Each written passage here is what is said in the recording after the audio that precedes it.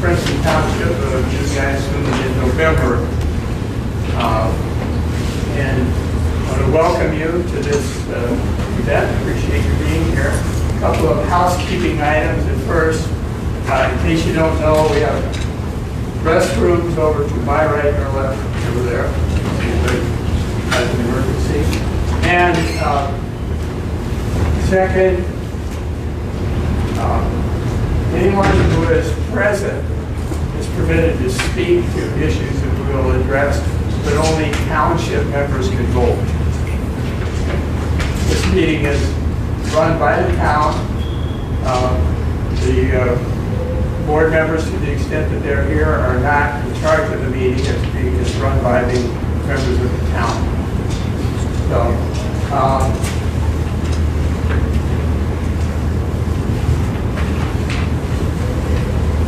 and did everyone pick up an agenda?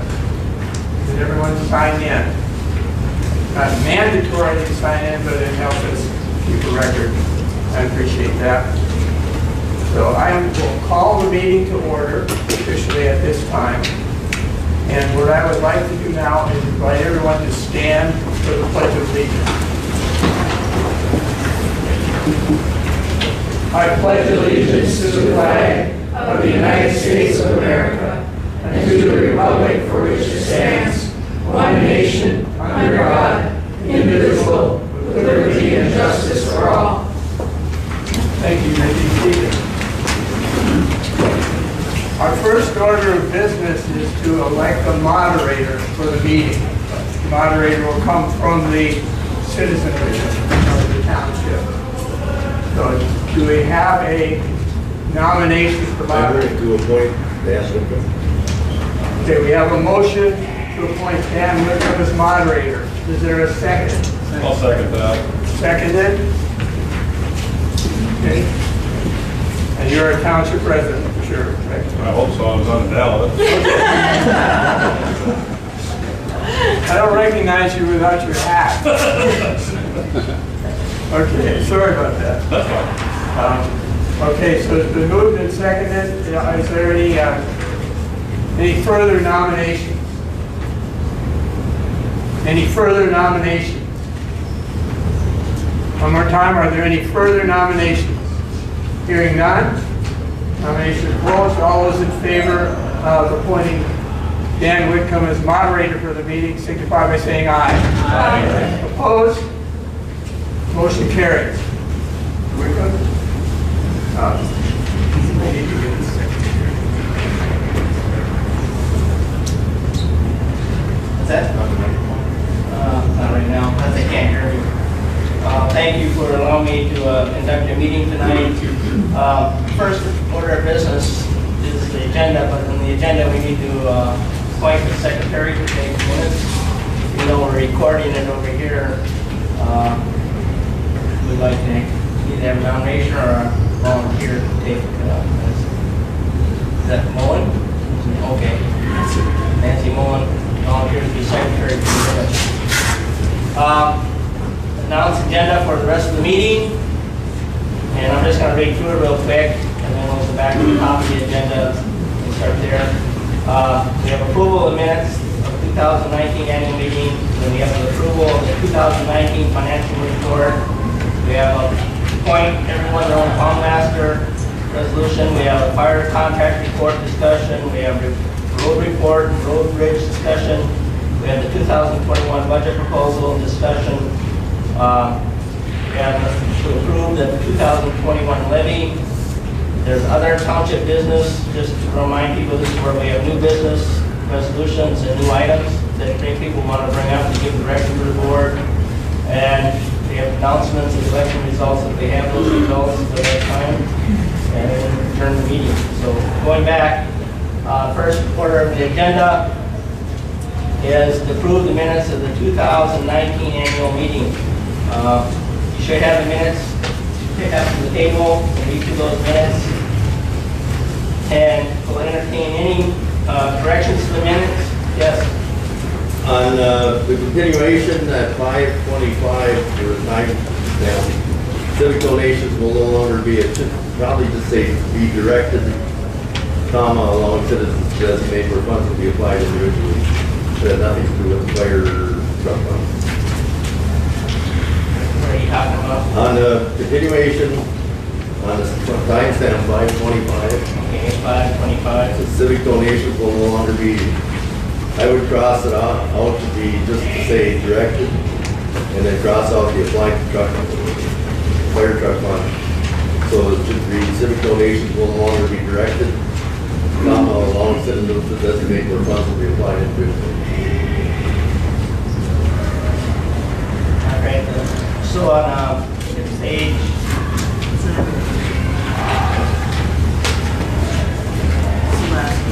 last page, page 3, timestamp on the continuation and the meeting, timestamp 5.25. Amendment to make a correction, specific donations will no longer be, It should just say, I would say civic donations will no longer be directed, will no longer be directed, allowing citizens to designate where funds. allowing citizens to be designated where funds will be applied individually. We're striking apply to fire.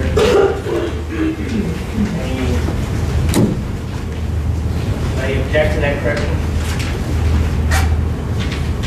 If not, all those in favor of amending the minutes in that manner, say aye. Aye. All those against? All right, it's been amended. Correct. Any other corrections to the minutes? If not, I call the question to approve the minutes as presented. Yeah. See if I can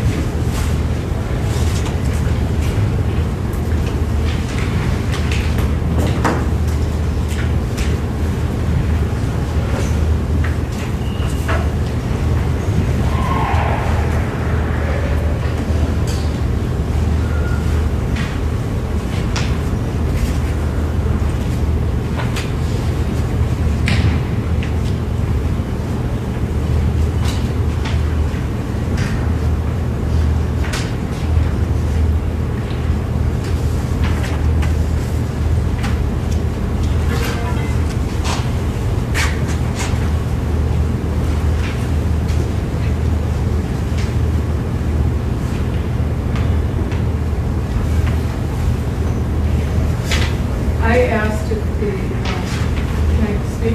Yes, you. I asked if the tractor, where the tractor was purchased was also the dealer where the former clerk treasurer worked part-time last year. And that's not, it doesn't make it in here.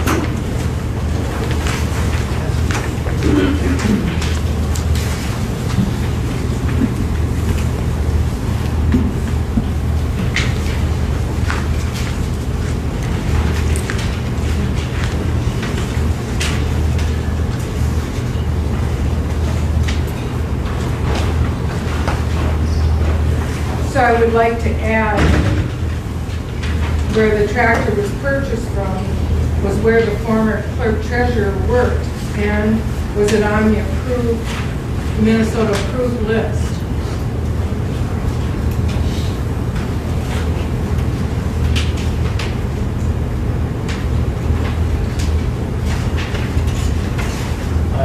It's on there, Minnesota State, this. Yeah, but it if does- this was purchased. This was taken off the recorded tapes that we have in the office at the time, and I reviewed them at the time, and, so we heard, Okay, well, I don't know you can, if it's really that pertinent, I mean, this is general discussion. you can, items. you can leave it Wasn't a off. motion, so, Yeah, no, you can leave it off. I just know I asked that as well. all right. Any other comments or minutes?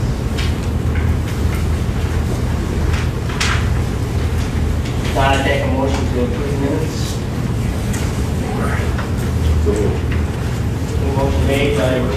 the meeting minutes in a second. Second, by Carol Whitcomb. All in favor, say aye. All right, thank you very much. Anybody vote against? All right, got that. All right, next is approval of 2019 financial report. I believe this one is.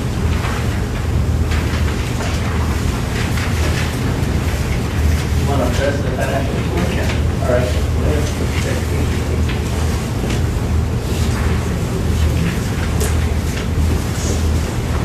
Couple of points. Yeah, Maybe you're gonna have to use the, should I use the microphone too? yeah, Okay. that's probably. I'll help out the recorder. Over about here. Right here? Yeah. Okay. Sort of like one of those illegal putters. So I can't anchor it to my chest, can I? Okay, just a quick summary here. You probably have it in front of you in the cash control statement. Beginning balance of $812,497.94, receipts, disbursements, and ending balance. And what I wanted to point out, and I'll just leave it at that and pick up the discussion, is I have two 3-ring binders that have the report of receipts and disbursements in them. And I'll set them up here on this table, and you feel free to get the book and look through it at any time. It'll be open up here if you want to just come up, grab it, take a look at it, pass it around. Please feel free to do that, because that will be the specifics of what was, how the money came in and where it went for the whole year. I warned you that it's over 50 pages, but you can look up any specific thing you might be curious about, and it's your information, so feel free to access it. All right, so on the cash control statement, you have a beginning balance of $812,497.94 and a final total per bank statement balance for the township of $766,692.05. And that's the cash control statement. For the actual expenditures, there's a multi-page report. And the first column shows the actual expenditures of 2019, and it's one of 7 pages to look through.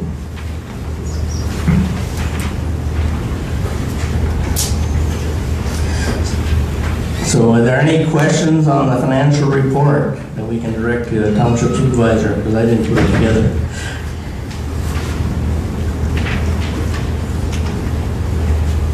Give you a minute to look through it.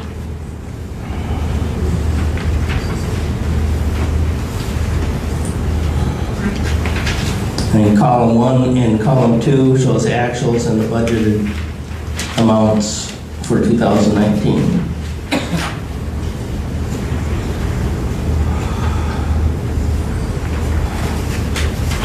So you're looking at this. Yes.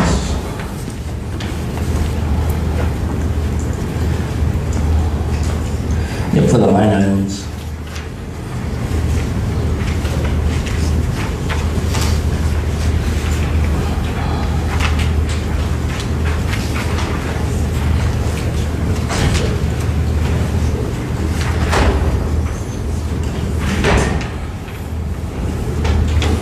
Any questions?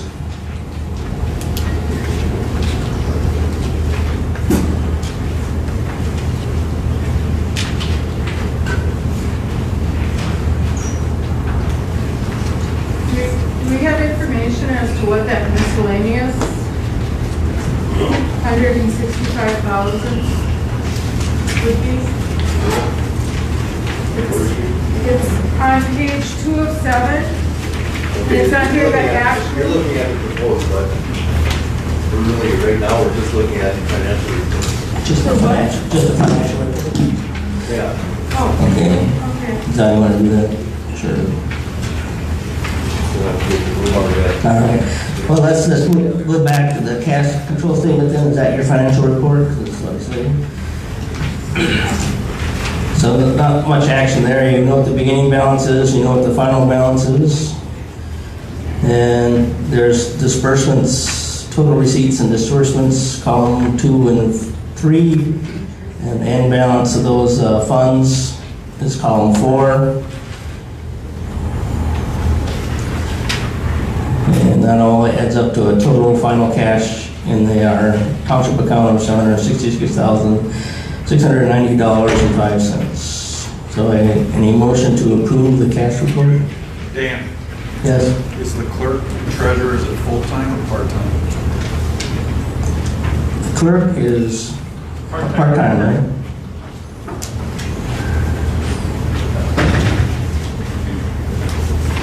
Paying a part-time clerk, Kara? Is that normal?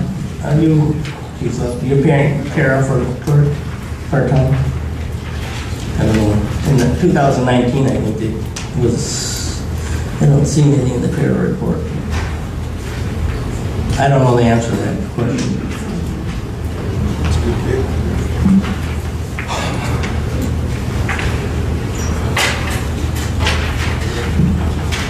Here, Pat.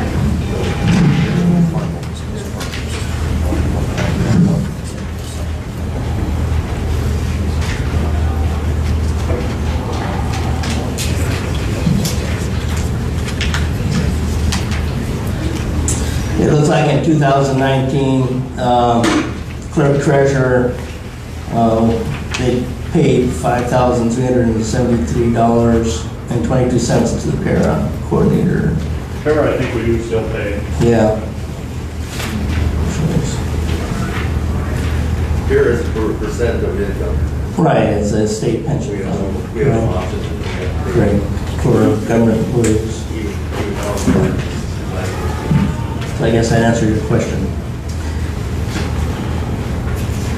Okay, any motion to approve the financial report? From anybody?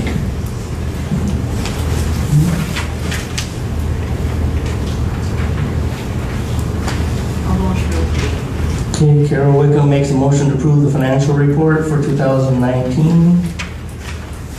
Any second to that? And your name is? Jenny Gilberman, second. Toberman, excuse me. Jenny Toberman seconds the motion. Motion's been made and seconded to accept the 2019 financial report. All those in favor say aye. Aye. All those against say nay. All right, motion passes. No. All right. The next thing on the agenda is appoint everyone their own pound master. And this is where every landowner is responsible for animals on their own properties and containing them and controlling them. So need a motion to appoint everyone their own pound master. I'll make a motion. Motion made by, excuse me? Scott Moore makes the motion. Any second to the motion?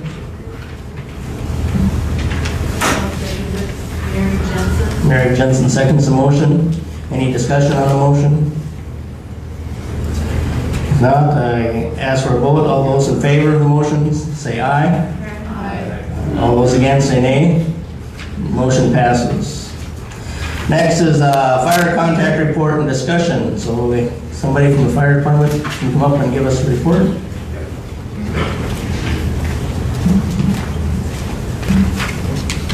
Hi, Jerry Ruddle, Princeton Fire.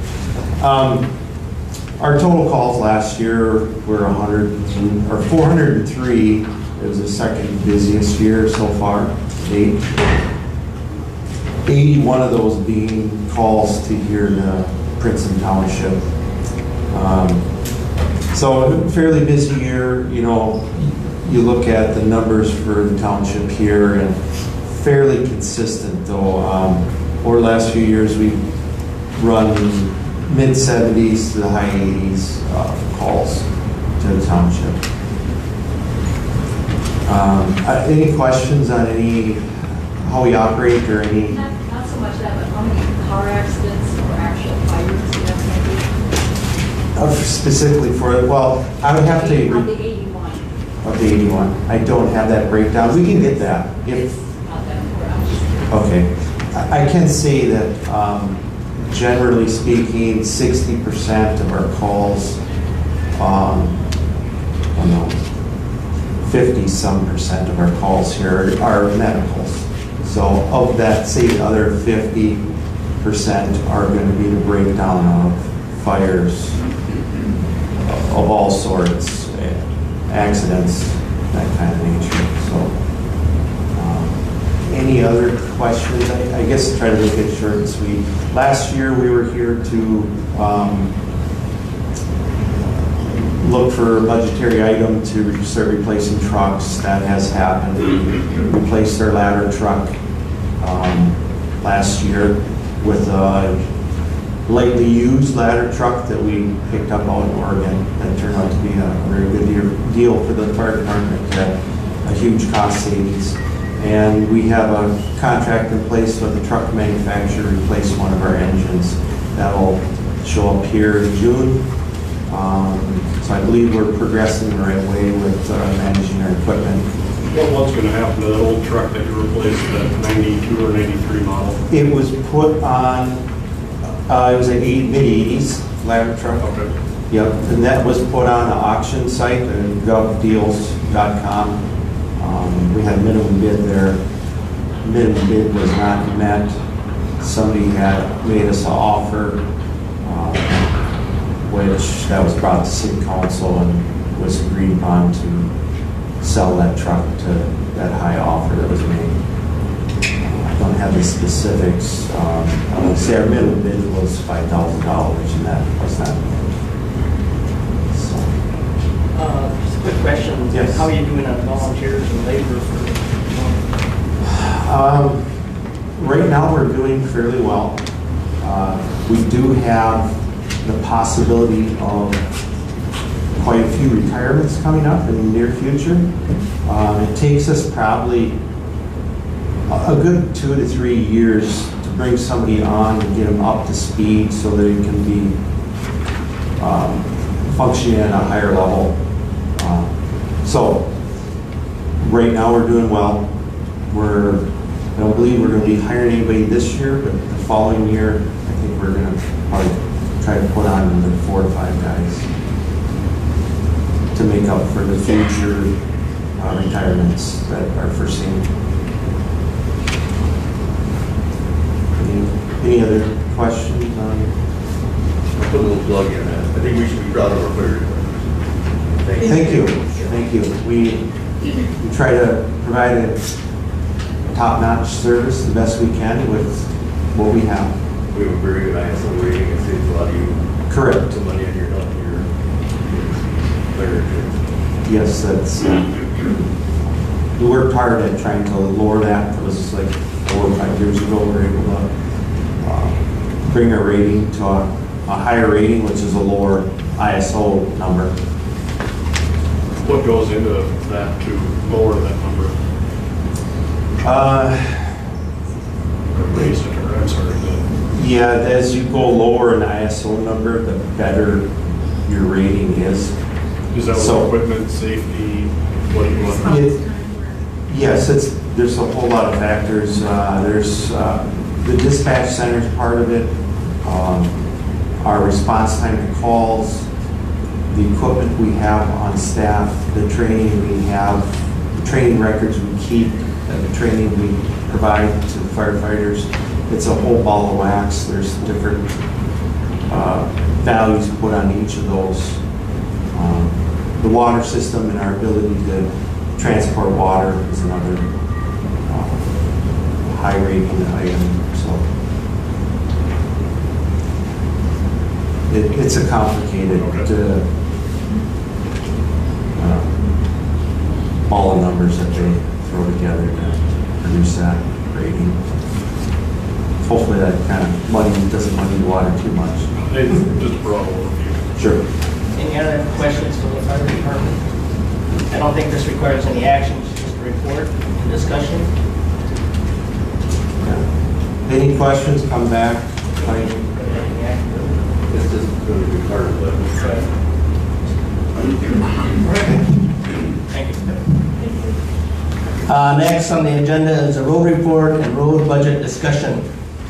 And you doing that, Bill? All right.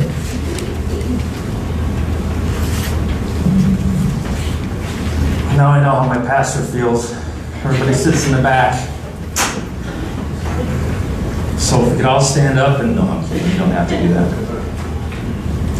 So just thank you for coming to the annual meeting. I'm going to go through this road report here. We're going to be discussing a little bit of the past, this last year, and looking into the future.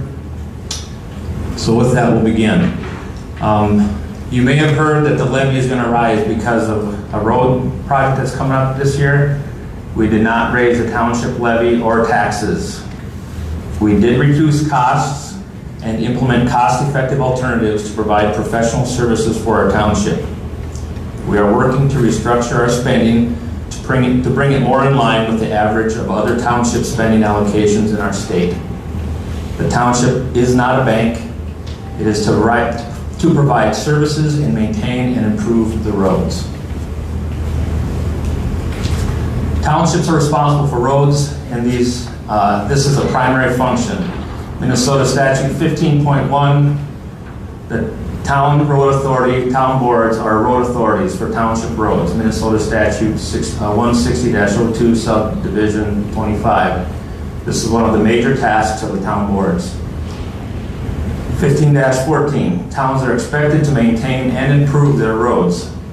Our goals are to develop and improve a comprehensive plan for all roads in the township and implement the plan.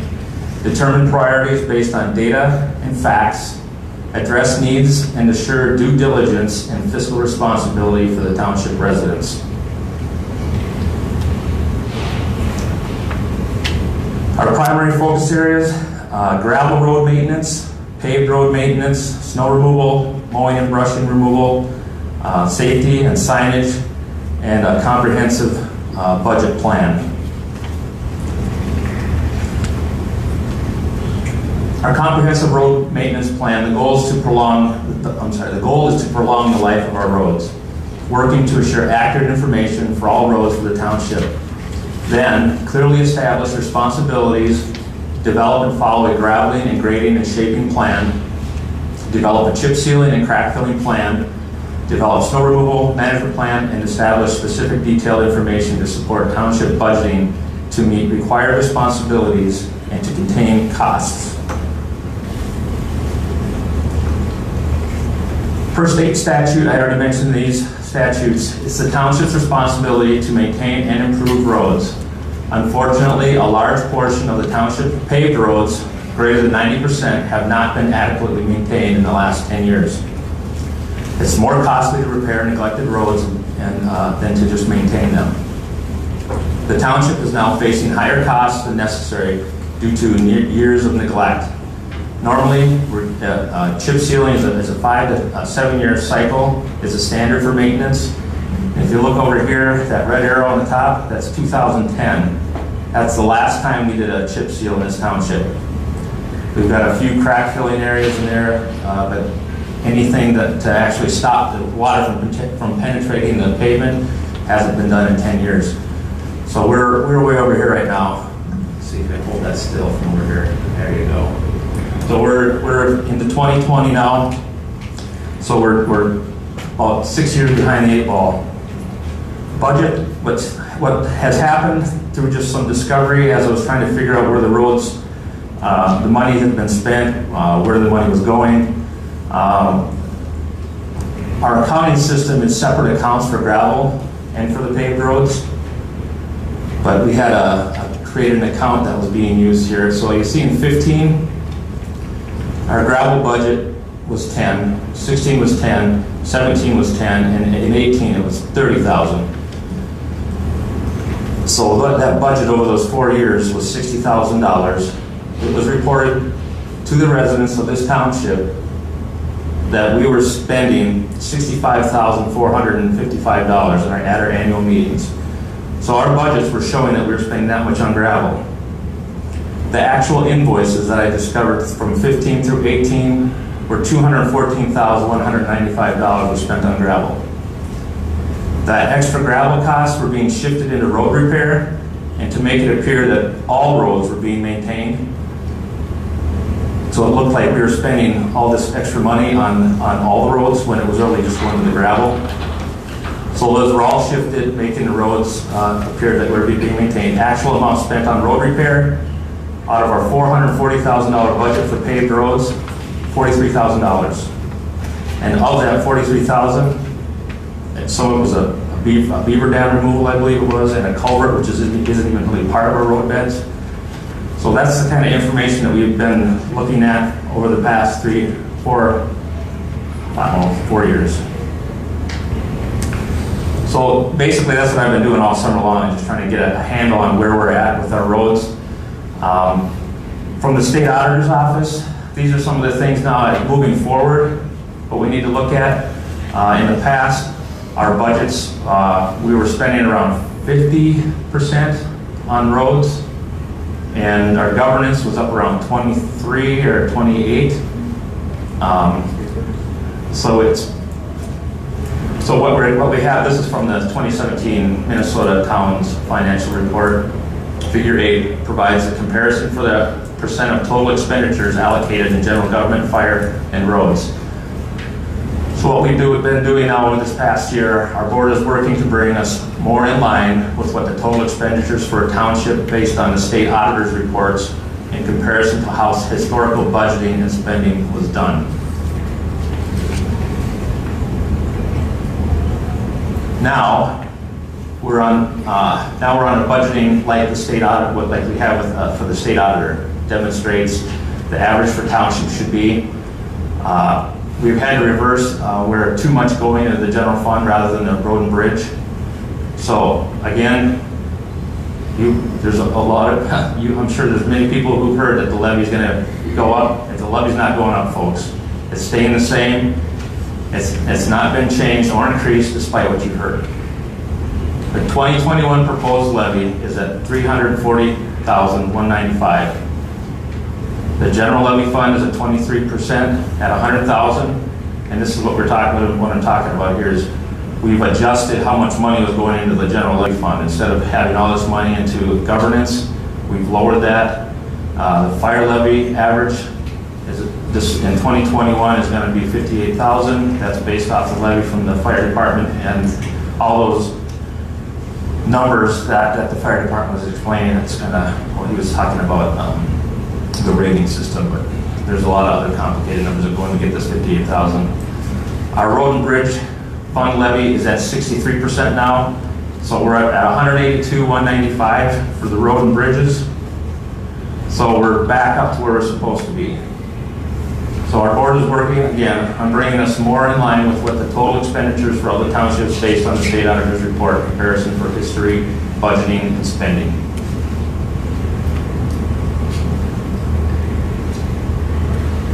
So that was a look at the past, and this is this past summer what happened here. And again, you've heard that we're spending a lot of extra money on contracted services. I don't know if anybody's heard that recently, but this is what the truth is.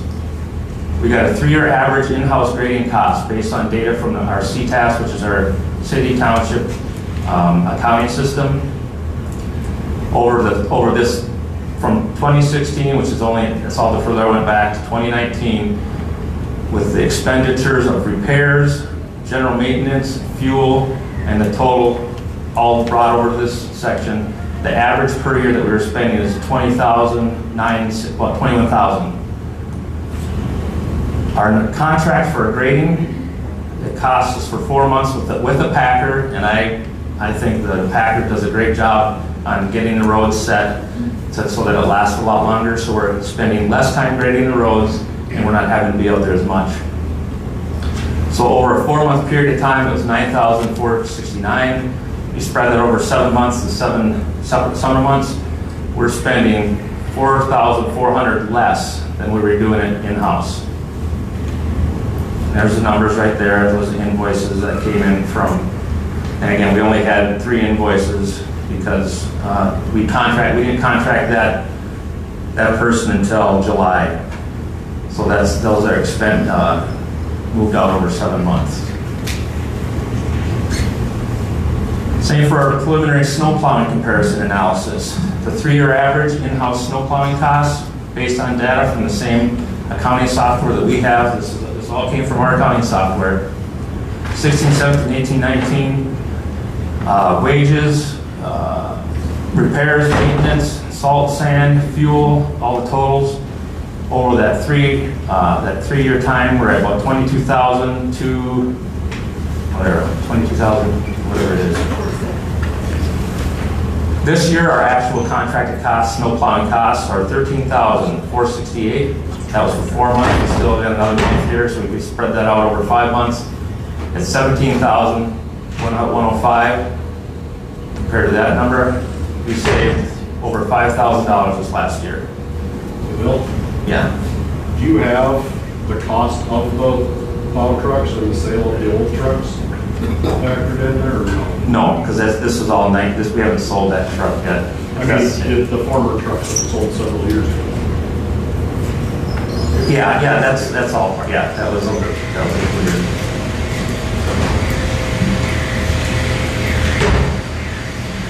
So the other things we did this year, graveling. I've got these maps. If people want to look at this at a later date.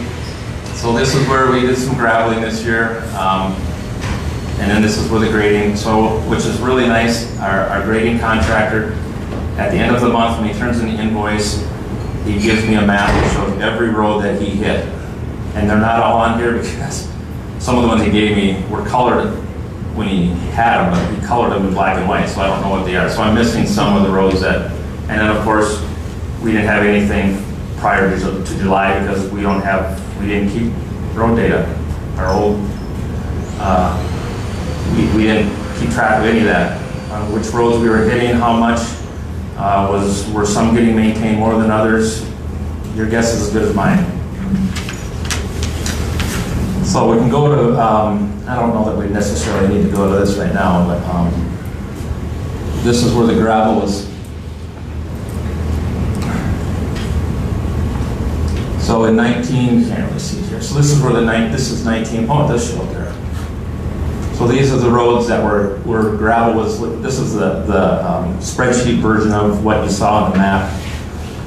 So if you want to look at that information, but this is all the data, the history that I've gone back, 2012, 13, 14, 15, 16, 17, 18, all through 19. I can tell you, just looking at past receipts and invoices, how much each road have we spent gravel on.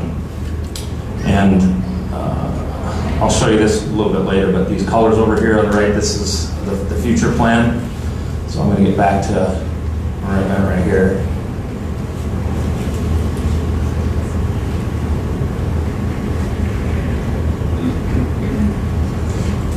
So the road maintenance recommendations, sorry.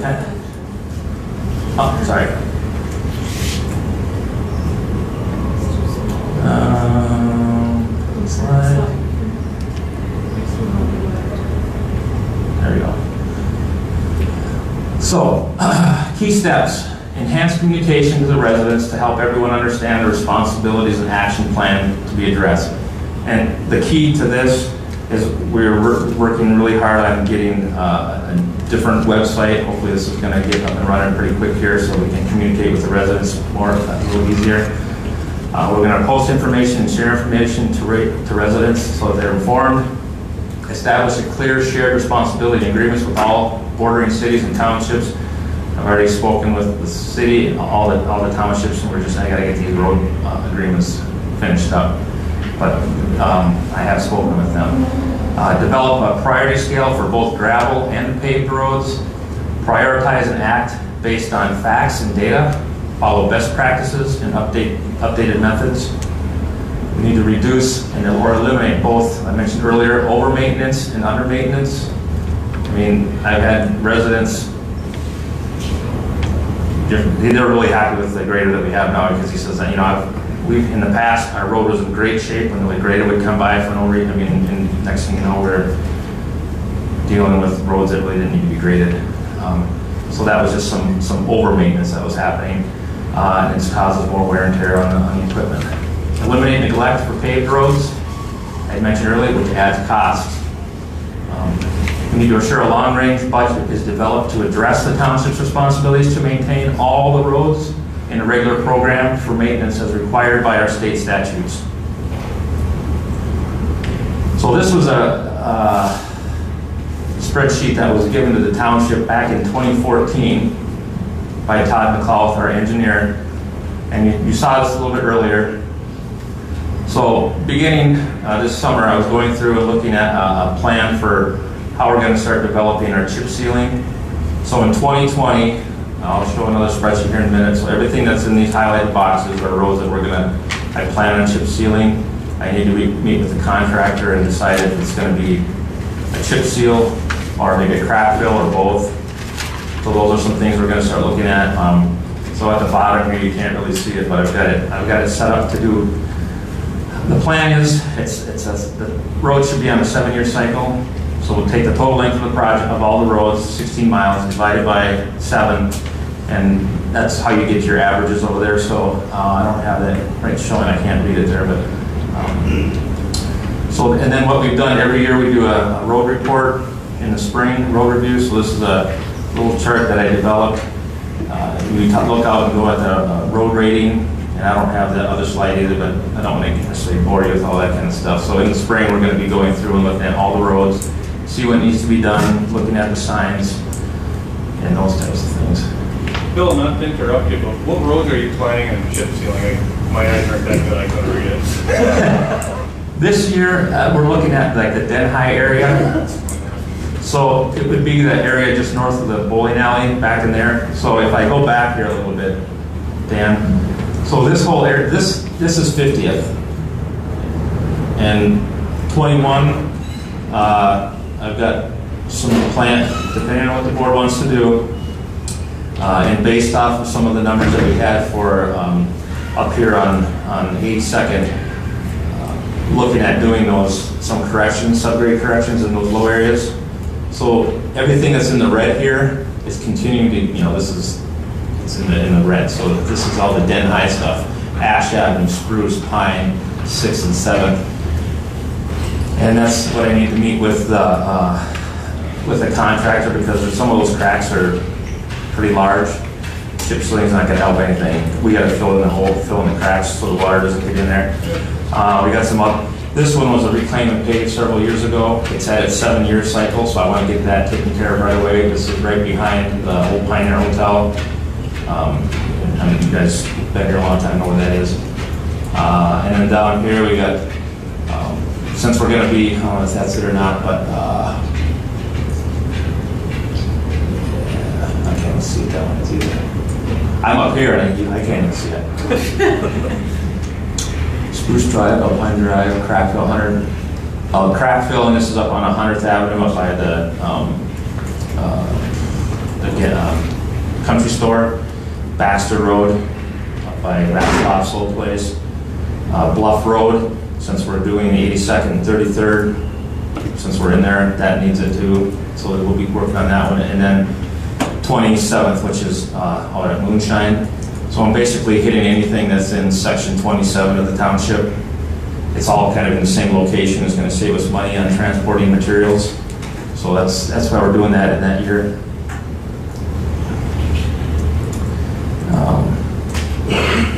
Addressing road project misinformation.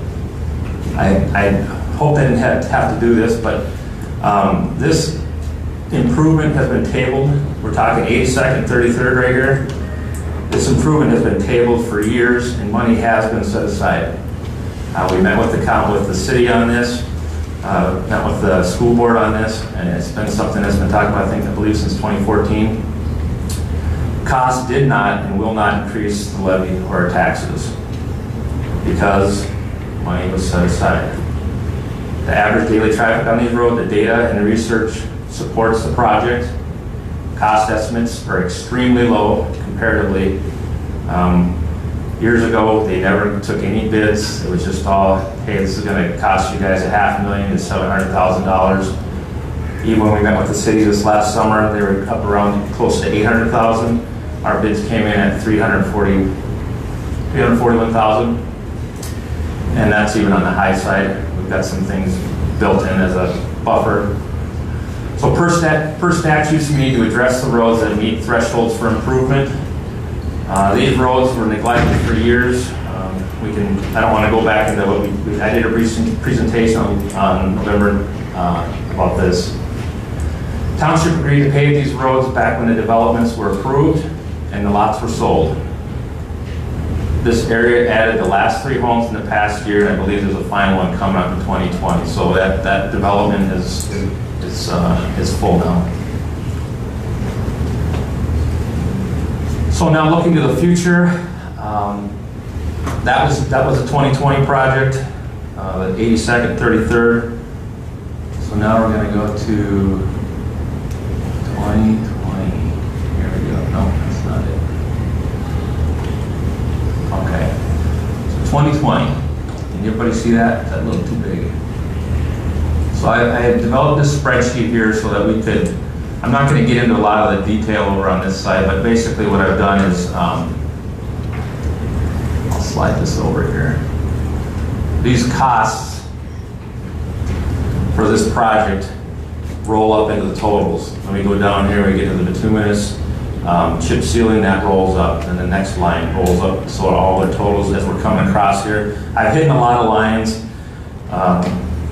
just because it's, as you can't even see it right now, but so we've got across there, we've got improvements, chip sealing, crack sealing. You can see my, okay. I'm gonna zoom in and walk up here. Chip sealing, crack sealing, pothole patching, overlays. Again, in 2020, we don't have anything set for overlays. Any reclaiming and patching. Again, one of the things I'm kind of asking the board to do is start setting up our funding splits a little bit better so that we can actually see where the money's going instead of just one big pot of money, or one big pot. So then we've got the gravel roads. So we've got gravel, spreading gravel, reclaiming, grading, and like I said, all these figures are down below and they're rolled up to the top, and this will be where our totals are. So this was the budget. So when you look at the 2020 budget, you'll see those numbers in there. And same with when I get to 2021, those numbers roll across and we get our totals over here on the end. So we got gravel, spreading, I talked about that, frost boils, mowing, roadside, brushing, motor fuels, tree trimming, sign repair, and ice and snow over here. So just to kind of give you guys an idea of what we're looking at here, I'm going to zoom out just a little bit. So that's kind of what the spreadsheet looks like. And if I unhide a lot of these rows, there's a lot of different formulas in here. That's basically the roads we're going to do and how it all rolls up into the spreadsheet, and how we kind of came up with some figures for our spending for our roads this next year in 2020. 2021, similar thing. I'm kind of looking at 50th. That's been on the engineers and the townships list for, how many have been hearing about 50th for more than like 10 years? Yeah. Well, we're actually going to do something about that next year, I think. We've got the money. Again, like I said, we're not raising the levy. The levy's not going up, folks. We've just shuffled the money around, and we're not spending as much on governance. So without going into all the detail on 2021, but so we've got that project. I've already spoken with YNet, so they're kind of aware of it. They haven't given me the official nod on it, but they know I've got a good relationship with them. At least I think I do. Again, chip sealing, same way all the way across there, or gravel. I've just spent some time measuring all the roads, not physically. I've been going on to Google and just measuring the widths so that we get our road widths, so that we're getting our calculations correct when it comes to our total.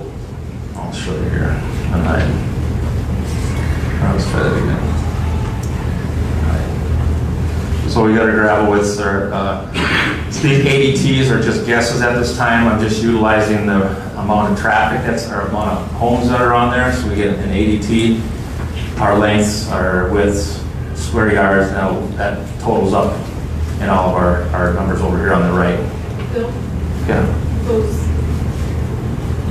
you did do some actual road counts like this last year, you showed those. Yeah, I did actual road counts. That was on, right up here, the road project we're doing. Typically, when the road hits 100, some townships even go a little bit lower, like 80. It's a strong inclination that we need to go to pavement because it's just cheaper. Otherwise, the grader's out there every week. And especially when the densities, the housing density is high. So I checked the 33rd, 40th, 50th, a couple other spots, but then the hose got a hole in it, and I had to replace it and it got too cold. So I stopped after about the 5th road, and this summer I plan on doing more road counts.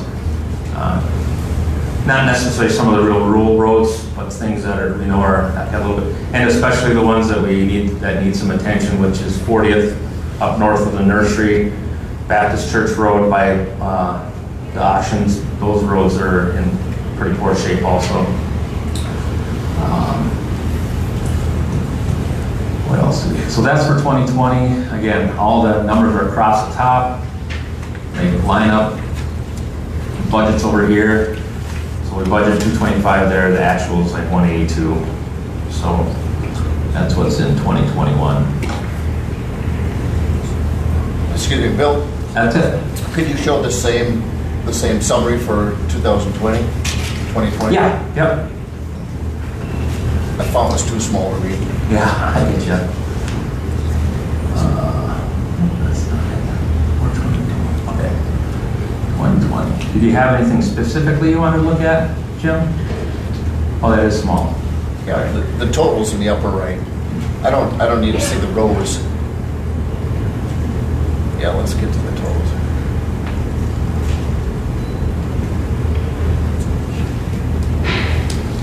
So this last year, like we talked, we did our budget in October. We have 800, I don't know exactly what the over, I think we had 800.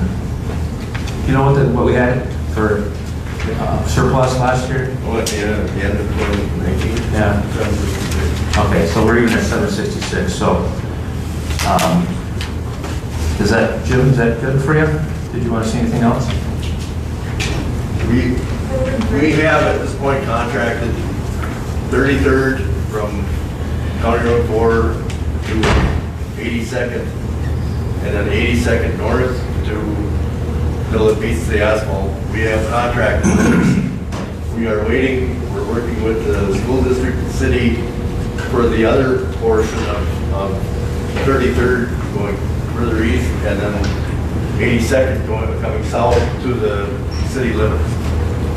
And it's going to be about, I think we contracted 190,000 for the two, and the third and fourth lakes will be about 77,000. And that's exactly where we sat. Actually a little bit less than what we budgeted a year ago. Yeah. We budgeted 425, and it's going to be about 385. Yeah, so our portion of that road is 281,000, and the city or the school district's about right around 80,000. That's a little low, but then the engineering's in there. Yeah, the engineering kind of shows up over. Engineering shows up over here, but that's not part of our road budget. That's part of our governance. So that's in there also.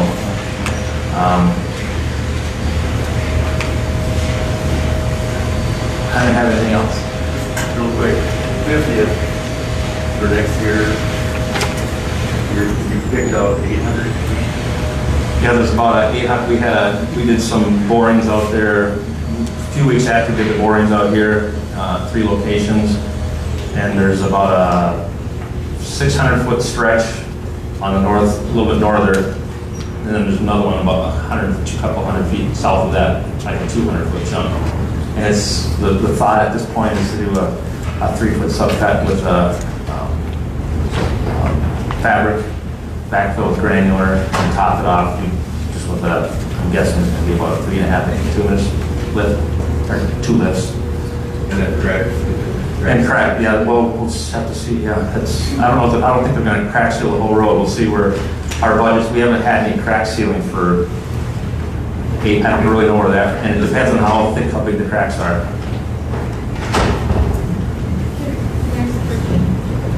That's just what I was saying. Anybody have any last minute questions for the road report? Yes, first. So Bill, how much of this was present when you took office at the end of March? How much of any of this information was here for you? There was not, I created all this, there was none of this. I just took it from maps and some of this, well, you saw that sheet that had all the red on it. Those lines were populated, but other than that, this was all things that I had put together. So what do you do with your spare time? Yes. Yes. Your name, please? My name is Joanne Hustler. With this new project coming up this year, you say it reduces the maintenance costs for years to come or whatever. How many years is it going to take us in reduced maintenance costs to get our money back for improving these roads? That's a good question. This road, typically they're going to last 20 to 25 years. And if it was maintained properly with the gravel that was supposed to be put down on there, it would have cost more than it would have cost. Because this road should have been gravelled every 2 years with about 2.5 inches of gravel. And they received less than 125 yards in the last 10 years. Where was all this gravel that you said, all this money that was hidden in the general fund? Where was all that going? I can show you if you like. It was spent out every, like 50th got over 1,200 yards one year. And we're not doing that one. Well, 50th is 2 miles, and there's like 7 homes on a 2-mile stretch. I mean, that's not on a projected 5-10 year. Well, yeah, I didn't even get to that. So, I'm sorry, here's one other thing I wanted to show you. Thank you for bringing it up. So for the gravel side of things, so I said with the bituminous, it was a 7-year cycle that we're going to get on with chip sealing and crack filling and those types of things. So for the gravel, instead of just putting gravel down to put gravel down, with LTAP and some other supervisors I've been speaking with in outstate, some of them are doing like a 3-year cycle. So what we've got over here on this side of things, you'll see things that are highlighted in pink, yellow, blue. So this year in 2020, I'm doing the southeast quarter of the township. So that's totals right here. You'll see there's 7.52 miles of gravel that we're doing. In 2021, I'm planning on doing 7.81 miles. That's all of these in pink. And 2022, another 7.28 miles, and that's all these ones in the gold color.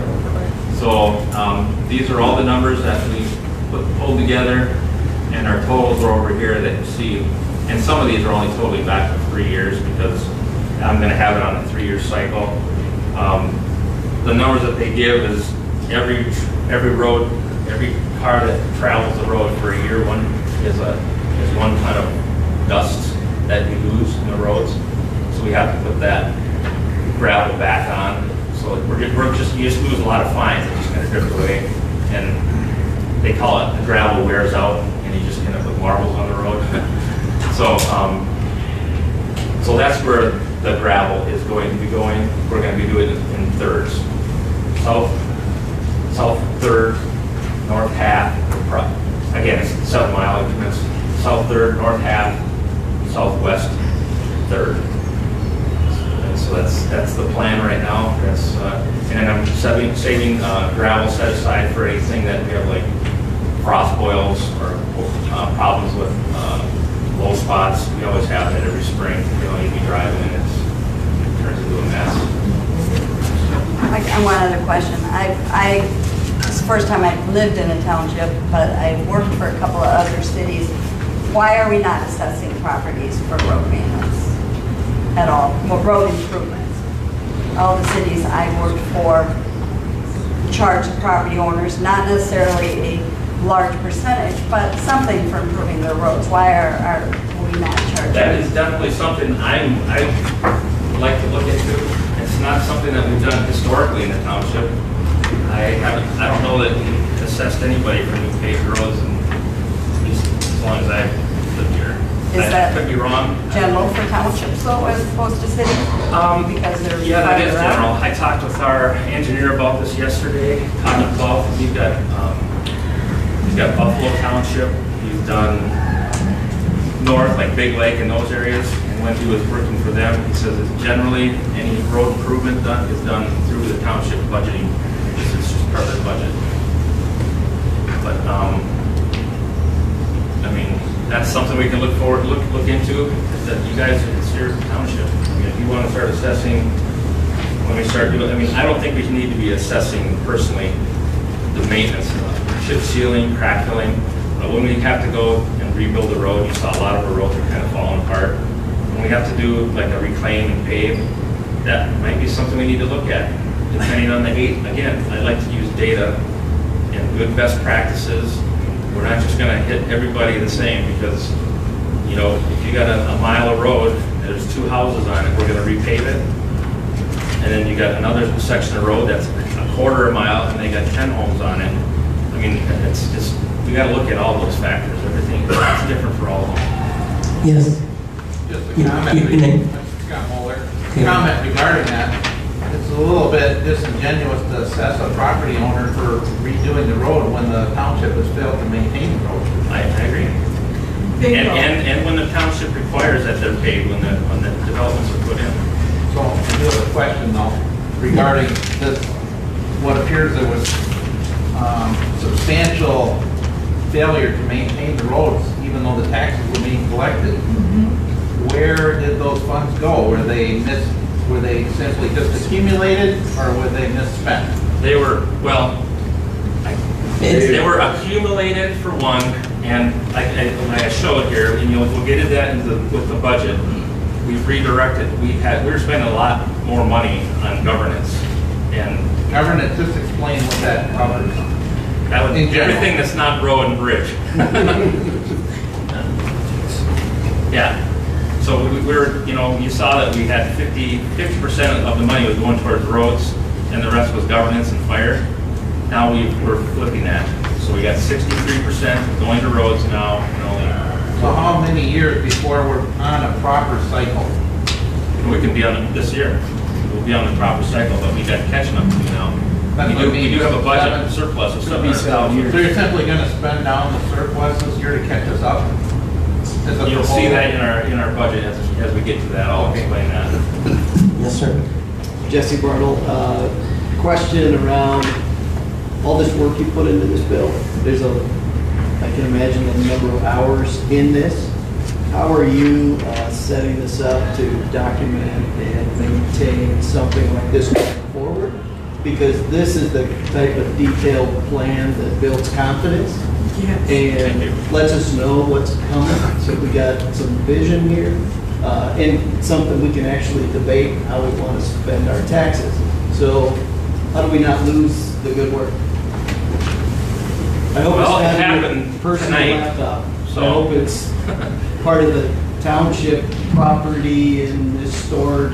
Well, this, it's on my computer, but yeah, it's something that's, I'm not gonna keep it, but I'm not gonna maintain it if I'm not here. So I guess we should be looking for a clear answer on how we want to support that going forward. Yeah, usually what happens, if you have responsible supervisors, responsible government people, you turn that stuff over to your successors after you lose your election or whatever. And it's really the people you elect that you have to have confidence in to follow through with those. I mean, township government is the lowest form of government in the state of Minnesota. It's basically 6 people on a board, and they have a lot to do. They can hire people to do those things. They can have an engineer, associate, or something if they want to pay for that. those type of things. It could be even as basic as what's our principle for storing these types of documents so they Right. can live on, not by individual, but in our own system.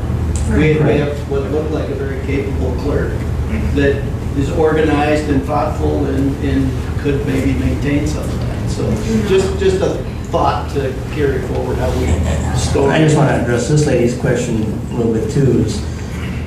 I've lived in this township for 30 years and nobody's ever been assessed for any road repair or maintenance or, the only one that's been assessed are the developers when the township supervisors have required them to pave the roads and then they take them over after inspection. That's the only thing I've ever seen in 30 years here. Not that Mr. Stokel had a question. Just in response to Scott, there has been no money disappeared. There's been, it's just been bankrolled. And that's why we have $766,000, which is amounts to $320 for every man, woman, and child in the township, which is ridiculous. We're not a bank, we're supposed to be a service. Well, that was my frustration the last 2 years, coming to the annual meeting, and my road's literally falling apart. We're sitting on $800,000. And I'm being bragged about that we're not raising the taxes, but my road's falling apart. Exactly. Hey, Carol. I just want to say that we are paying for it through our taxes. So if we have a road that needs to be paved or repaired, we've already paid for that through our taxes. I imagine how much gravel came out to our road. Not a whole lot in the last 10 years. I'm surprised we're still able to get home. But I paid my taxes, and that's why they're going to fix the road. Yes, but people that live on a road that is improved, they pay for that improved road with the cost of their house.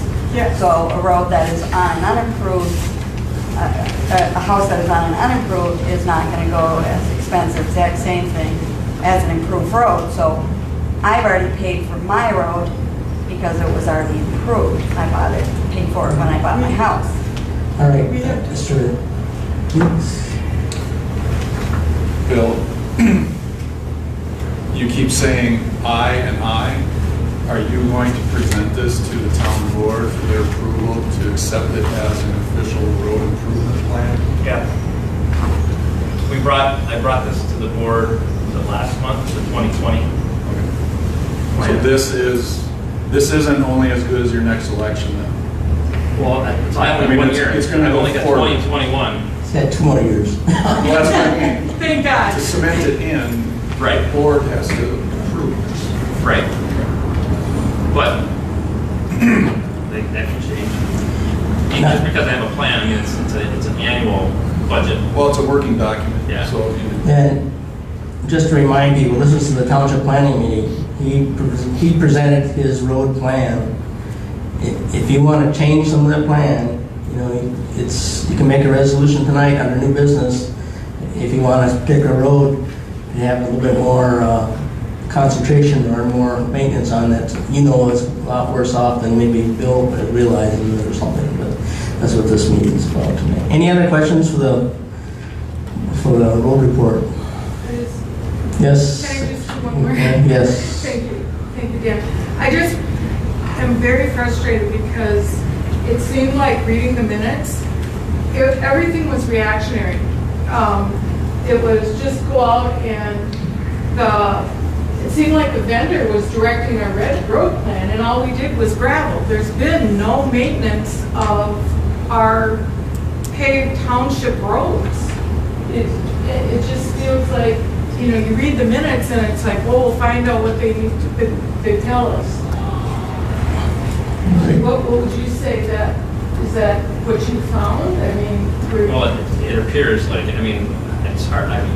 Just looking at some of the old minutes, they set the budget for 10 million or 10,000, and a month later they're wanting to increase. They're wanting to put gravel for $26,000. I didn't understand how some of that happened, where they passed the budget for 10, and then 2 months later they're spending more than they had that they budgeted for. And budgets are budgets. Yeah. People put money in budgets as a part of their plan, but budgets can be modified by the supervisors based on needs. If we had severe rains and washouts and roads get washed out, they can adjust the budget to fix those repairs and put other things. That's what it's all about. Okay, any other questions on the road discussion? If not, we're gonna move forward to the 2021 budget proposal and discussion. Is there somebody gonna address that, or you just wanna, you don't have to. I mean, we have a report here, the 7-page report. The shaded column, column 5 is the proposed budget with line items on there. And if you look at the bottom line on page, let's see. I guess it's on page 7. The 2021 levies will be set at, for the general revenue fund levy of $100,000, fire protection levy at $58,000, road and bridge fund levy at $182,195. I guess it's the total levy will be $340,195. This is the same levy as it's been for the last, it says years, I guess for last year and the year before that, so it has not increased the levy. They're asking for a levy budget as same as last year with different line items, however, as you can look through that. So I'll give you a minute to look through the levy and the budget, and then I'll entertain a motion either approve or disapprove or make adjustments. It's your money.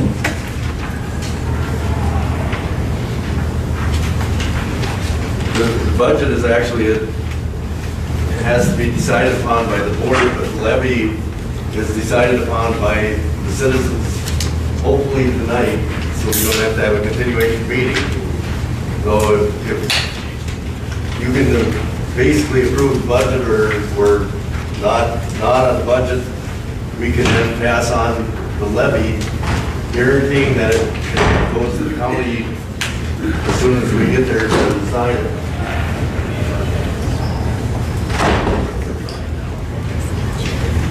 Okay, and if you look on that page, you see that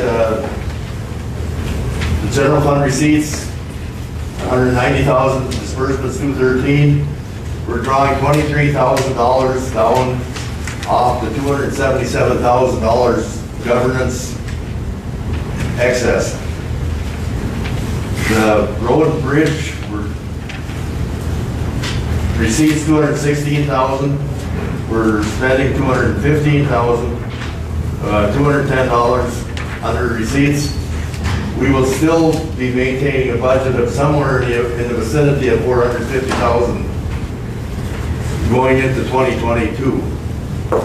So we still have a lot of money to work on for future years. That's why Bill has done such a fantastic job of, probably the first time we created a road and bridge project or plan that we own, that otherwise it's been, the engineer has made one, he presents it, we nod our head and say, yeah, that's really nice, we're not spending any money this year.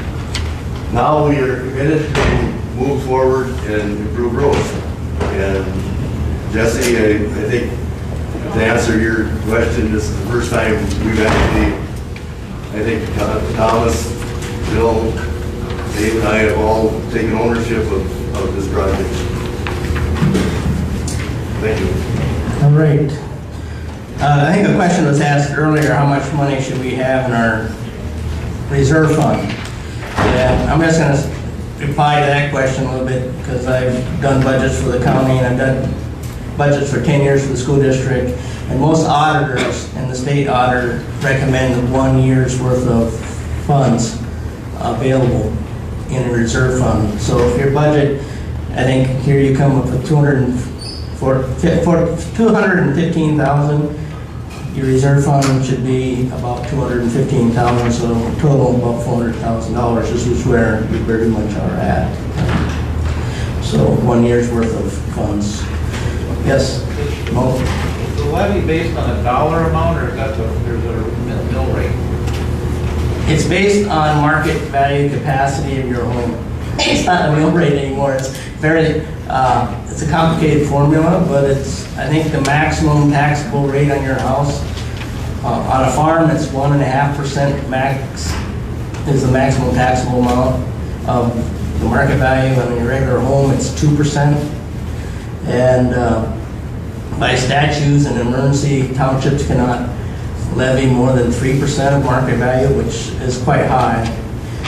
But usually that includes all governments, your school district, your township, your county, and I think even some of this, your property tax go back to state now, so that can't exceed 1.5% if you're a farm, or 2%. And as market value of the properties within the township go up, right, the revenue to the township then goes up toward money. No, the revenue is set by the levy. So what happens if the value goes, market value of the township goes up, everybody's property taxes here should So drop. let's say we have, 15 new houses built in the township in a year though, shouldn't the revenue go up to cover the additional service? It will in a 2-year period. In a 2-year period, okay.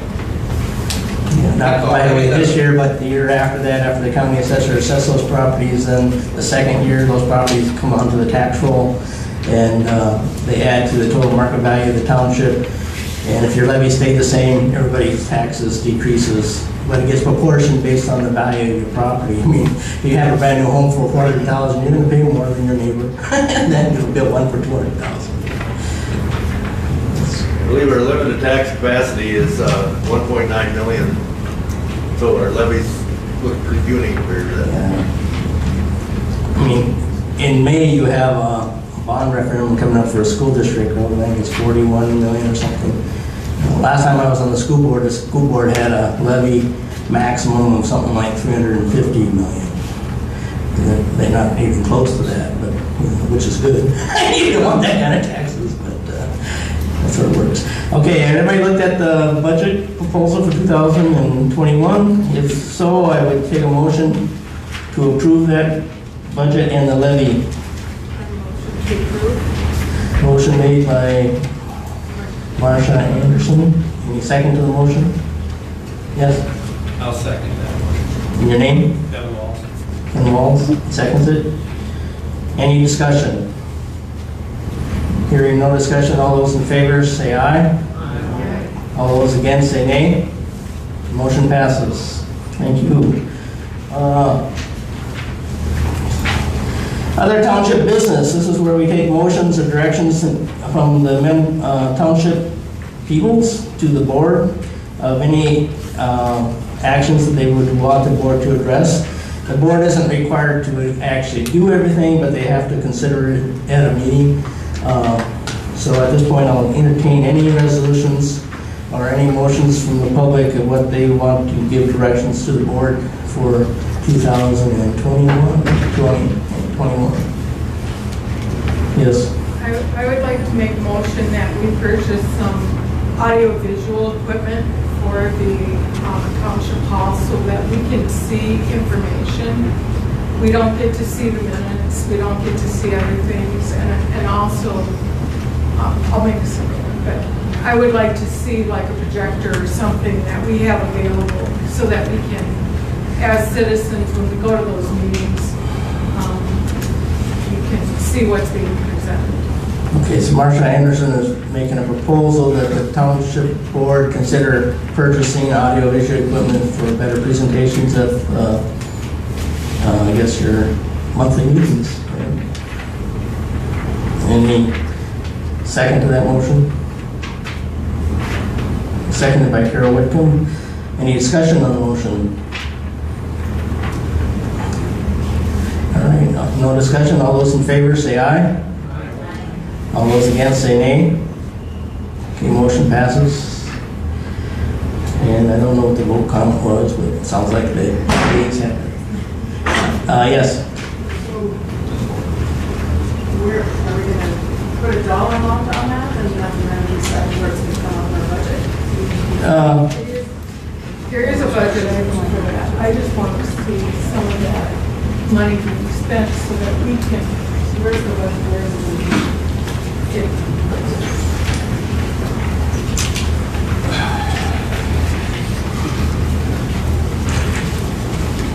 If you look at office supplies on page 3 of 7, there's computer and accessories.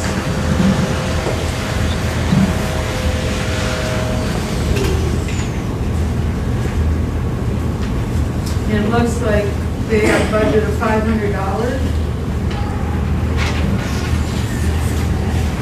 Computer accessories is $1,000. But is that a... Well, the resolution is simply to give direction to the It's supervisors. 2,000 this year, in 2020. If you look at that previous line where it goes office supplies, there's a $2,000 budget here. That's not already, I mean, it's a budgeted item, it's not a expenditure yet, so these are just resolutions of giving general direction to the board. So, I mean, they'll stay within their budget. Any other resolutions?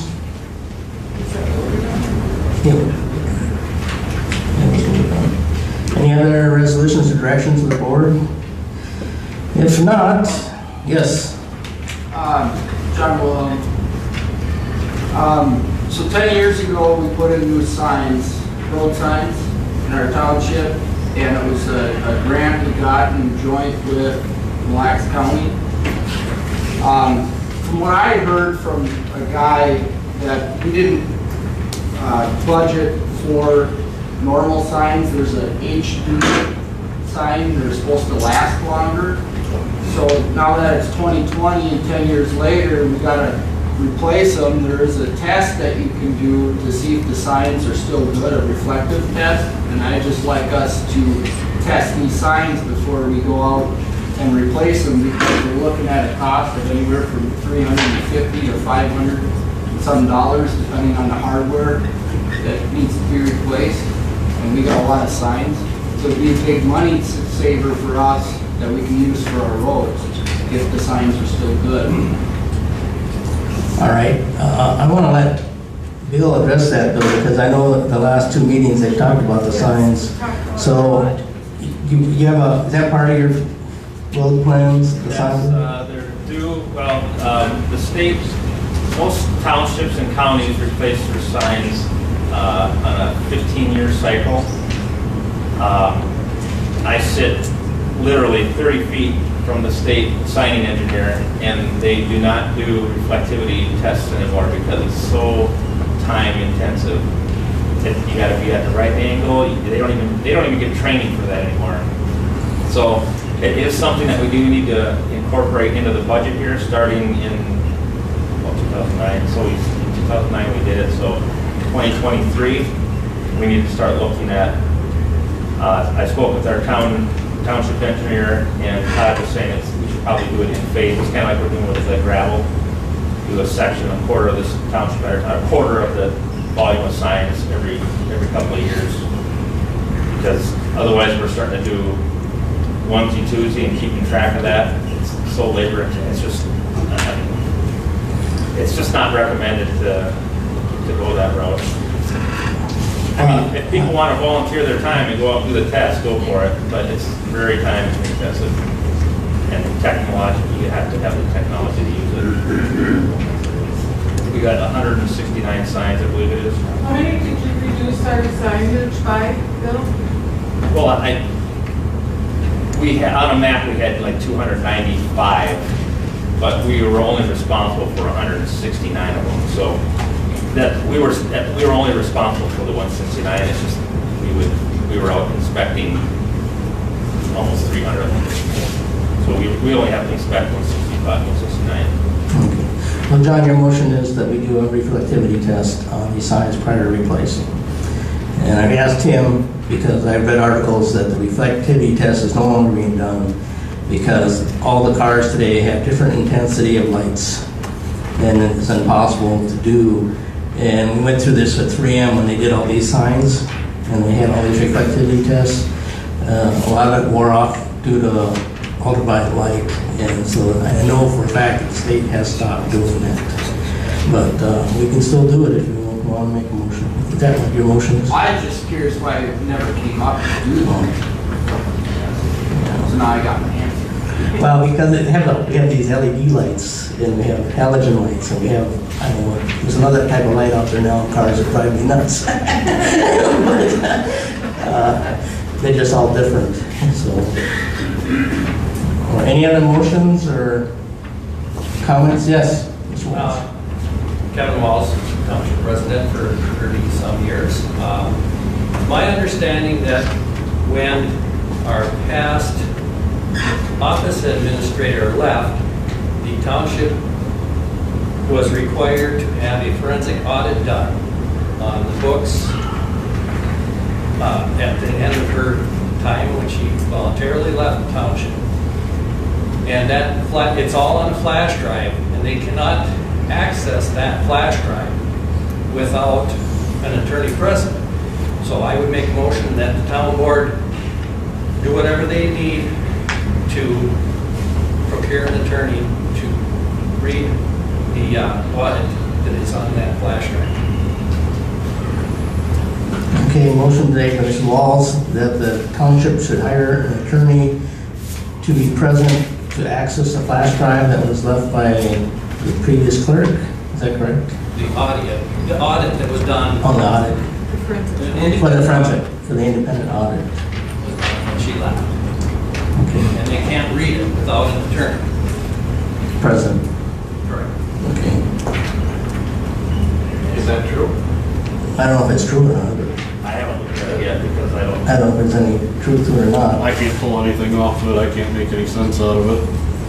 All I know about it is when she resigned and came in to turn over things, I was asked to be president as a neutral party, and I was there. And it wasn't a lot given over. I mean, except for the township and city accounting CAS system that's on the computer was accessible, and we had to, she gave the password up for that, and we got into that, and into some Excel files. Other than that, she told me everything was in hard copy in the drawers. And so, I don't know anything about the flash drive, but there was a flash drive. I know you guys... It was imaged, the hard drive. The hard drive was imaged? Okay. Yeah, and there was a report given to the township, I believe it was in October, and We are required to spend some more money to get the interpretation, basically. It seems like you guys were just harassed about any money that was spent for anything, even though it was due diligence and required.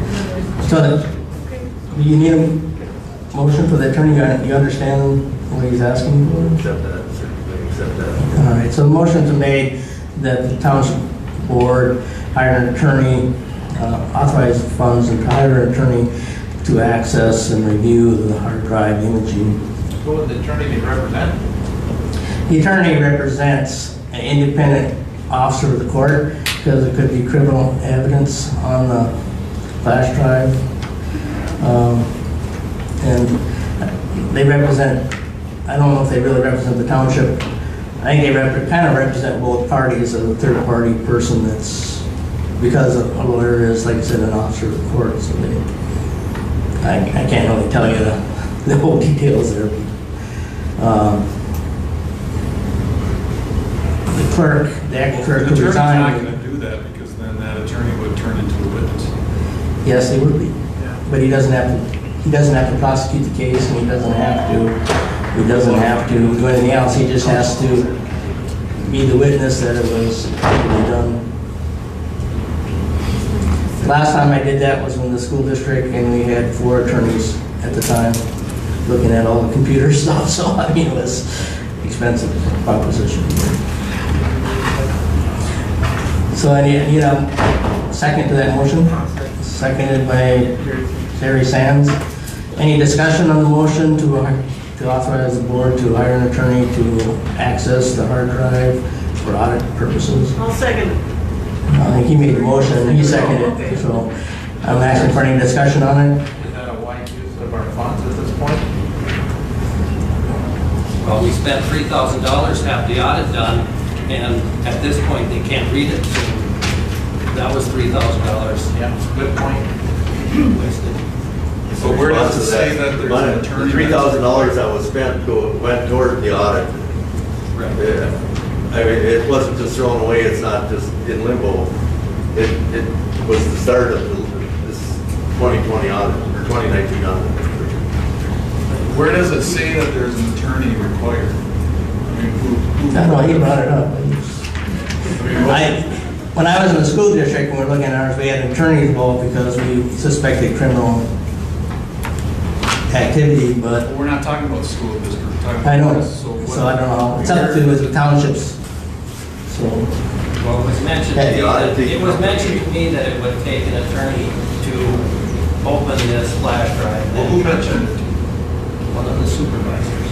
I should say the forensic company is associated with a law firm, and they will not review this to the public without attorneys present. So if you were right, we'd have to go forward, we would have to get attorneys.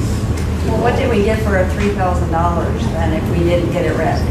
I mean, do we get a report saying It imaged it's the suspicious? computer. It imaged the computer, we did get a report.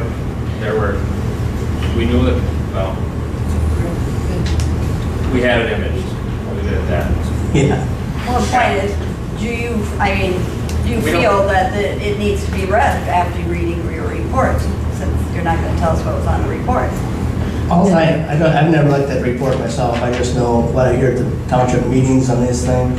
And what I hear is that there was a lot of the overall money in and money out was accounted for, but there was money that was not put in certain accounts, and there was an exorbitant amount of money put into governance, and checks were written out, and there's not a lot of invoices to support some of those things.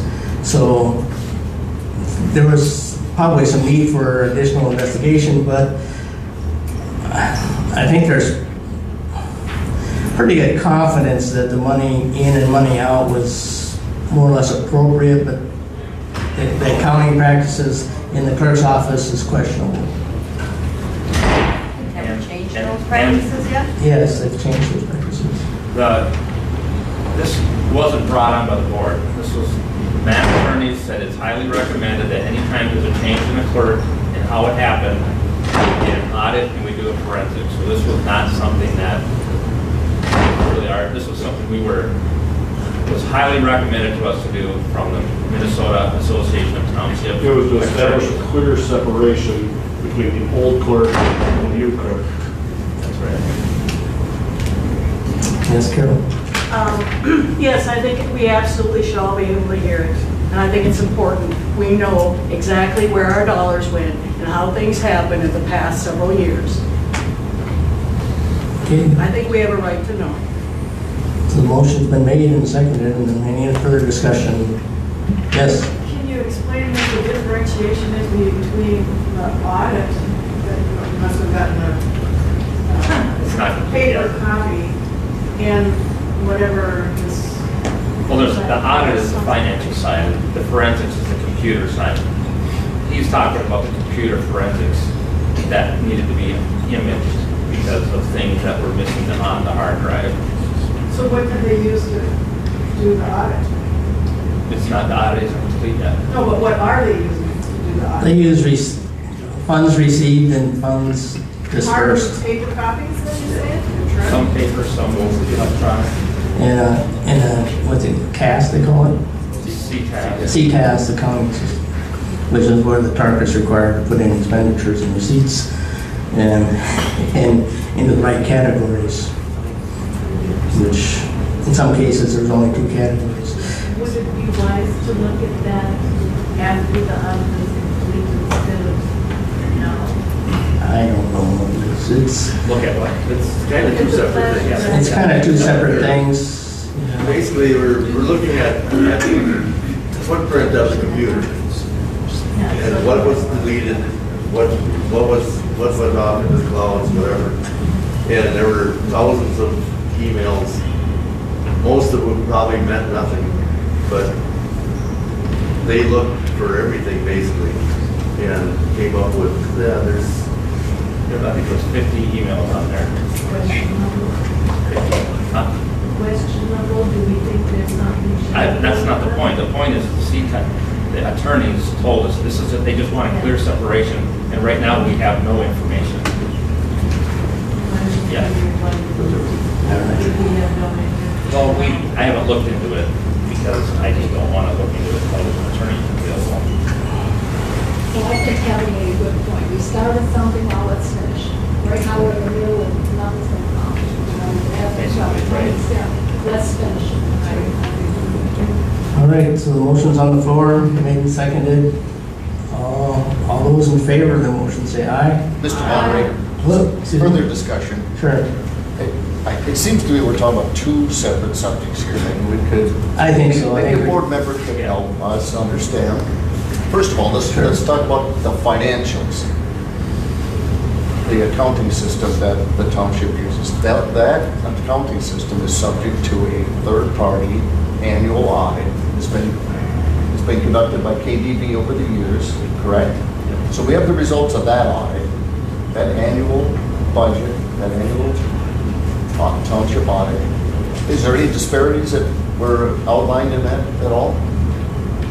It hasn't been completed yet because there are so many like snow plowing in July and so on. There's so many oddities that had to be explained and tried to figure out where they went. So Just this year. The audit has not been completed at this time. It's very close. For multiple years. Yeah, I can understand the current audit is not complete yet, but in fact, let's look at past years. There have been no findings in the audit that was conducted by a third party. Is that correct? This is a different item. And that's why I'm trying to separate them. Okay, Right. so from a financial standpoint, we're subject to a state-required audit to assure compliance with state statutes. And the township has passed that audit year after year. I recall looking at the audit reports. So now there's a secondary thing, and this is the computer forensics, right? That's the only subject here that's in question. No. No? Okay, clarify for me. Can I speak to something? Because I've attended a lot of these meetings. And one of the problems is that over the years, we've had this and it's been talked about at these meetings. Dave Persing brought up that when he called the state auditor, when they were trying to figure out what needs to be done, these audits are done at a 100,000 foot level. And it's basically whatever you put in front of the auditors. In fact, they've spent so much time looking at these audits in the past. I think it was 4 minutes, 6 minutes, 10 minutes that this board has spent, this historical board has spent looking at the audit reports.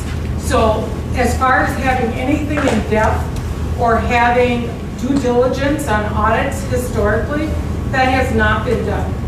So one of the things that we heard at a recent meeting is that there were multiple accounts found that the current clerk is trying to reconcile, and multiple issues. And so the audit cannot be completed because there's so many loose ends or pieces not available. So that's why we're stuck in this world with neither an audit nor forensics, because we need Stephanie Johnson, why would that be public information when it's basically township information? How would someone in just the town know about that? Know about what? All this stuff that's been found, how do you know about it? Because we've been attending the meetings. You know, why is it, why? Part of it is what Bill showed up tonight. He had $10,000 budget for gravel, they spent 45. It was reported back at the end of the year that they only spent 22, so there's money that was not put into the accounting system. Unless it's proven, it's hearsay. You can't. Right, but they're recommending that to make a clean break for new clerk. No, I was at that meeting when they. So that, they're looking at the forensics analysis and the computer. I don't know if they're looking for anything. When I did mine for the school district, we found a pedophile, and he was convicted, and he was put in jail in New York City. But sometimes that's what you get into when people change hands. You don't know. But motion is to hire this attorney. Yes, one last question. I'm Scott Muller, I am a CPA, just to let you know, audits do not guarantee that fraud is not occurred. It's just, it is more of a 10,000 foot level. One who does set out to deceive can deceive an auditor. And so that can be discovered in a forensic audit because it looks at different things than a financial audit. So an audit, all I'm saying is an audit does not guarantee that fraud is not occurred. Yes. Is there some way that a cap could put on the cost of a lawyer? I suppose they have one, well, you're gonna hire a separate lawyer, right? City Township lawyer. I guess usually when you get these investigations, they don't really cost a lot, but I mean, you could put a cap on it if you want to amend the motion to put an expenditure cap on it. You can make that now, huh? Maybe like a percentage of the budget, or how would that be determined? I don't know, what a lawyer's charge these days, $150 an hour, how many hours you want them to be? That's kind of where we've been, is very good. You can find it, like, trying to tie our hands by saying you can't spend more than $200, more than $300 at a time. I don't know what it's gonna cost, but if we go and say, well, you can't spend more than $500, then maybe it gets us one more step. I don't know. Right. Maybe that's enough. But I think I would leave it to the discretion of the board and just make the motion to authorize them to hire a lawyer to finish up this, what they have to finish up, which is what the motion is. So, any further discussion before I call the question then? All right, all those in favor of the motion to authorize the board to hire a lawyer to finish the forensic file investigation, say aye. Aye. All those against, say nay. Nay. Nay. And just one nay? 2 nays? 3 nays? Okay, 3 nays, and those who said aye. 1, 2, 3, 4, 5, 6, 7, 8, 9, 10, 11, 12, 13, 14, 15, 16, 17, 18, 19, 20. Okay, 20 to 3 is the vote. All right, we are at that point where announce the election results. Is there anybody here to do that, or do we even have the results yet? I don't see the clerk come back yet. Do we know? Check my phone. Yeah, check your phone. Now I want to congratulate all the people that ran, whether you win or not. It's the hardest thing in the world is put your name out there on a ballot sheet. And I've done it several times, and it's very tough to get people to run for our offices. And people who do step up, whether you voted for them or not, should be given a handshake and thank you very much for doing that. Anything? Nothing. Well, you can call and ask. Hanging chats? I don't think so. If they're not done with the vote, then I guess you have to read about it in the paper. I don't know what else to do. Yeah.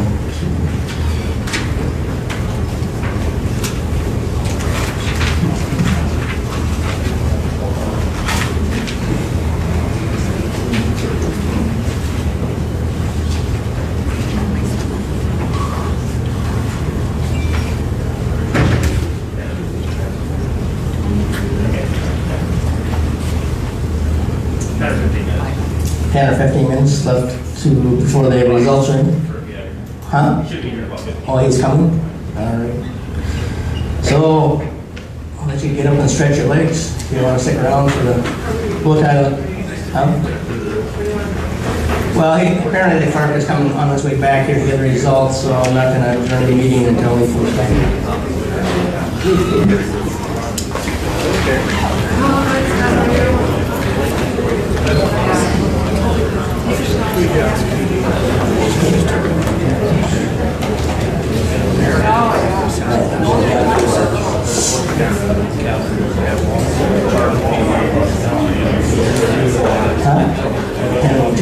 You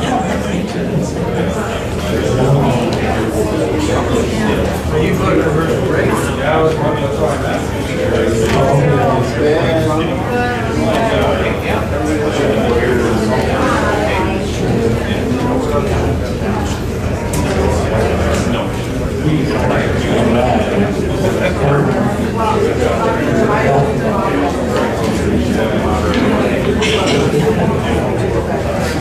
But on your daughter's salary,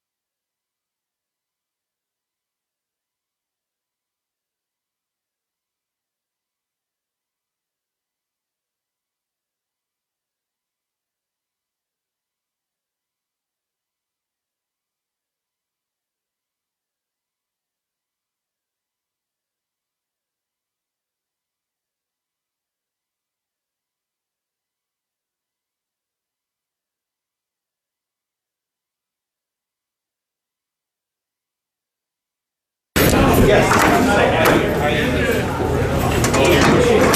I have your attention, please? Here's a microphone. The results of the election are, okay. For Supervisor 1, Dan Hiller, 165. Cheryl Shimon, 132. For Supervisor 4, Dave Persing, 141. John Wilhelm, 155. So the winners are Dan Hiller and John Wilhelm. Congratulations, man. All right, I'll take a motion to adjourn. All right, we're adjourned. Thank you very much for coming tonight, and congratulations to the new supervisors. And township supervisors will be